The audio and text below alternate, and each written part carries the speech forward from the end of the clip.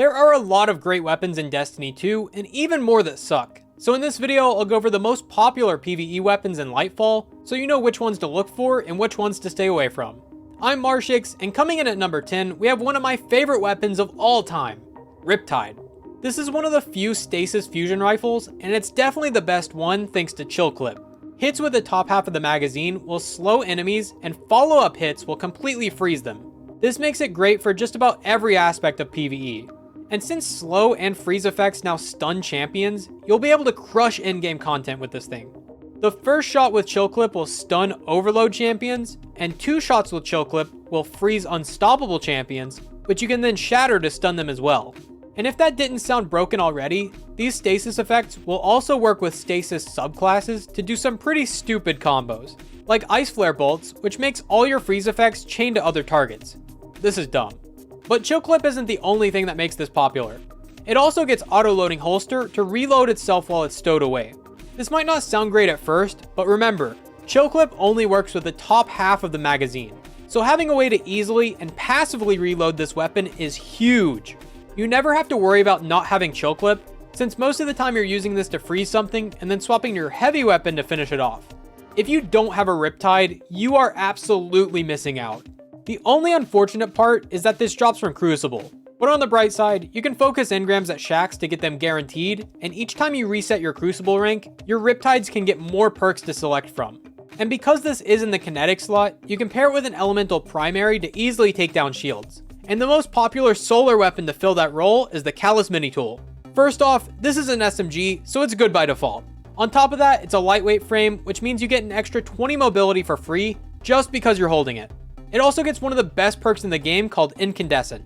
Killing enemies will cause them to explode, and you'll spread Scorch to enemies hit by the explosion. Then, with multiple kills, you can generate enough Scorch to create ignitions. Similar to how RIPTIDE works with stasis subclasses, Incandescent works with solar subclasses.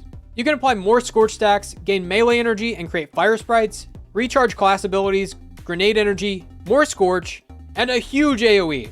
There's so much potential. Incandescent is so good that the other perks don't really matter. Except for one, the origin trait. This makes it so that while you have your supercharged, kills with this weapon will give you 20 discipline and 20 strength. Keep in mind, this already gives you 20 mobility because of its frame, so this one weapon can give you a total of 60 extra stats basically all the time. No wonder it's so popular. This is an old weapon, so you may already have one, or have the ability to craft it at the Enclave. If you didn't play back then, I believe the only place you can get it now is from Xur on the weekends if he ever decides to sell it. Now, the Callus Mini Tool is great, but it does have some strong competition. Most notably number 8, oh wait, I have a sponsor. This video is sponsored by Factor. Factor offers fresh, ready-made meals delivered straight to your door. All you gotta do is grab a Factor meal, poke some holes in it, and then stick it in the microwave for only 2 minutes. And now it's ready. It's super fast to make, so you can get right back to gaming, and it's healthier than ordering fast food. Plus, it's all pre-packaged, so there's no meal prep or cleanup necessary. Factor offers variety with a rotating weekly menu of over 27 amazing meal options and over 33 add-ons like smoothies, desserts, and more. I've tried dozens of these meals, and I've enjoyed every single one. You can choose between 4 and 18 meals per week, and you get to customize everything in your box to fit your specific needs. Use my link or go to go.factor75.com and use code POGMARSHIXMAY40 for 40% off plus 20% off your next month. Once you click, my description will live update to count up the purchases. This deal is only available for a limited time, so don't wait. I love Factor and I know you will too. Thank you to Factor for sponsoring this video. Most notably, number 8, the Ikelos SMG. This is an SMG, so it's good by default. And it has some of the best ad clearing potential in the entire game. This is the only SMG to get Volt Shot. If you get a kill, then reload, this weapon gains Volt Shot, which means the next thing you hit will become jolted. This is good for multiple reasons. 1, this alone can destroy waves of enemies. 2, Jolt can now stun overload champions. And 3, Jolt can increase your DPS against larger targets. And once again, the Jolt effects will activate aspects and fragments from your arc subclasses to make some really interesting builds. There isn't much more to say about this. It's a really solid weapon for just about every activity. This is currently a random world drop, so you just need to get lucky in order to get it. And if you get 5 deep sight versions of it, you'll be able to craft it to ensure you get a Volt Shot roll. But don't freak out if you don't have this, because at number 7, we have a slightly larger version of the Ikelos SMG, Thunderlord. This is an arc machine gun that creates a ton of lightning to destroy everything in its way. Final blows and sustained damage against bosses will create lightning strikes. These lightning strikes will obviously deal damage to anything they hit, but they also stun overload champions, giving this a bit more versatility. On its own, Thunderlord is one of the best ad clearing weapons in the game, but there's actually a way to turn this into a boss killing machine. Thunderlord has a catalyst that drops from playlist activities. This makes it so each time a lightning strike hits an enemy, it partially reloads itself from reserves. And as you can see from the background footage, this makes it so you don't really have to reload during DPS phases. Instead, you just dump a ton of heavy ammo into bosses and absolutely shred their health bars. Final God of Pain, by the way.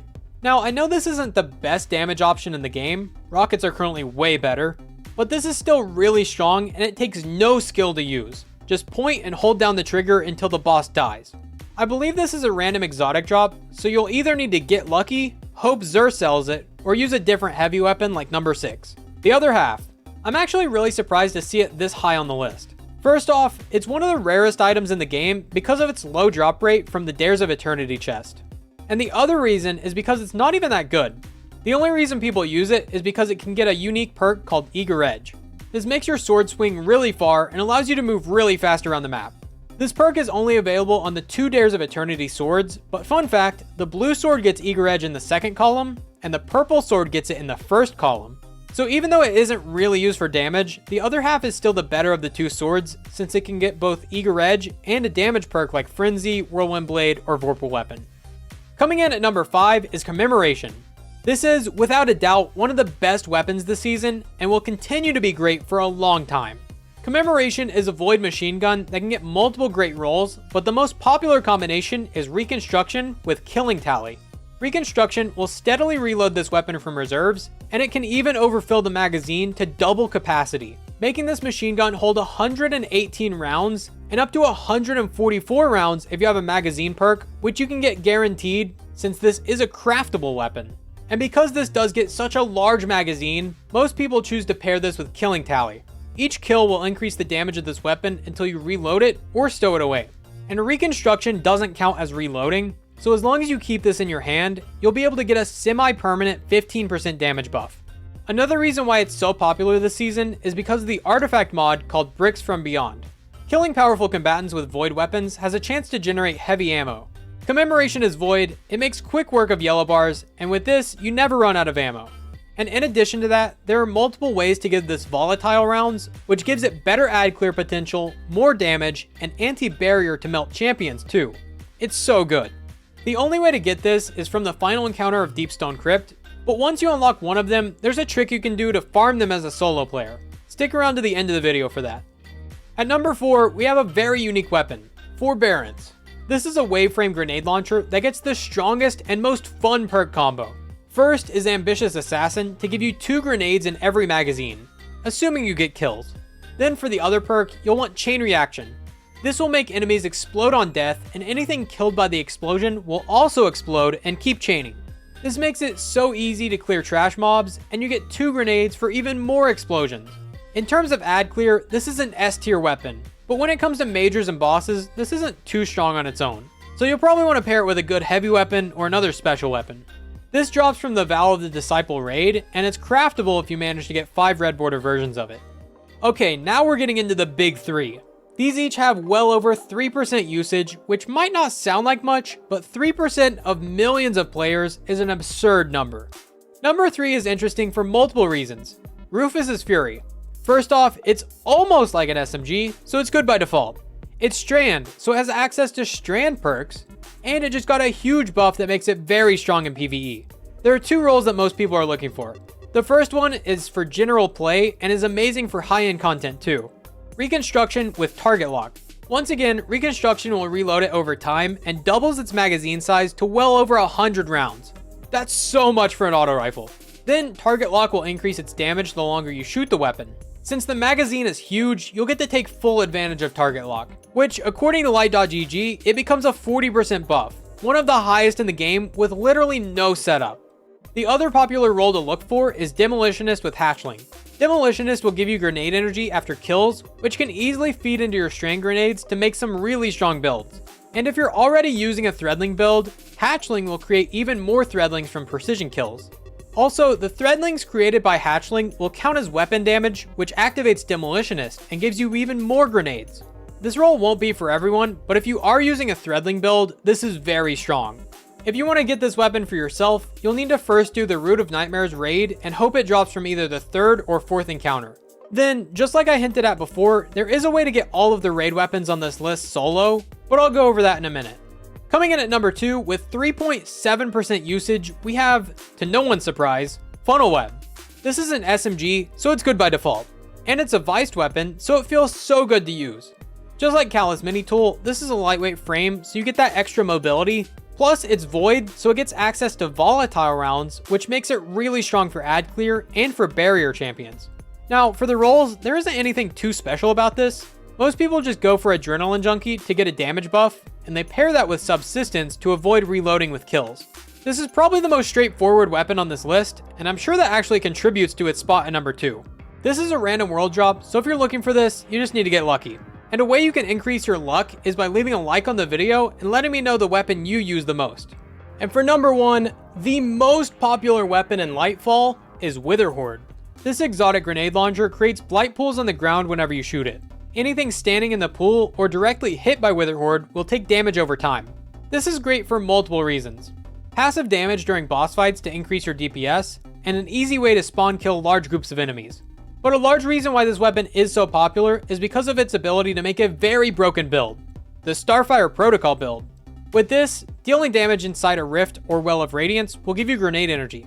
Since Witherhoard does damage over time, this essentially gives you infinite grenades to throw at bosses. And with infinite grenades, you can do some fun stuff with Demolitionist.